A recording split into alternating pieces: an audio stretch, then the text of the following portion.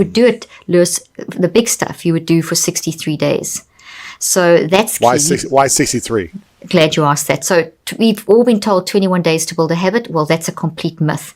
I wrote about it in the book too. It's not a neurosurgeon, a surgeon many years ago was talking about the physical cycles of healing that our body goes through. Like if you get a blister, it takes about 3 weeks for the stem cells and everything to form and the immune system to do its job to get rid of the blister. That's assuming that your mind's not a mess. If your mind's a mess, you can chop off 60% of that healing time. It'll take 60% longer.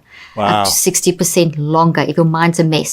You increase healing. If your mind is right, does it decrease? It does it on time. It does it on time. Sometimes on time. And sooner. It depends. It depends on the level of damage. Sometimes you'll need one cycle of 3. Sometimes you'll need multiple. That's for physical healing. Mind healing, however, needs a minimum of 3 cycles for behavior change. Really?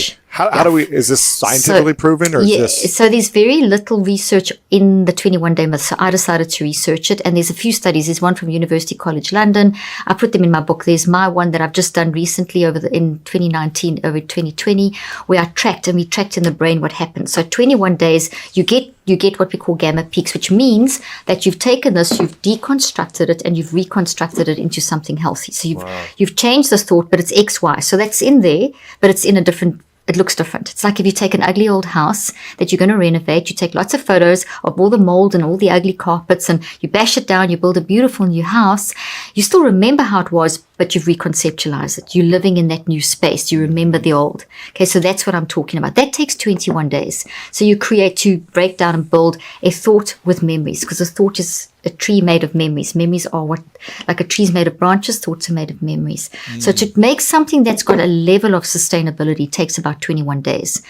And in that 21 days, after that, if you stop there, it's a tiny little plant in your forest. It doesn't have enough energy to move from the non-conscious mind, NON. The non-conscious mind operates 24/7. It's where all your experiences are stored in thoughts, all your belief systems, your nurturing, everything about you. And that is influencing your conscious mind. Conscious mind's only awake when you're awake. So right now, as I'm talking, everything that I'm saying is stimulating thoughts from your non-conscious mind to move into your conscious mind to make sense of what I'm saying and to build all this new stuff into thoughts in your trees.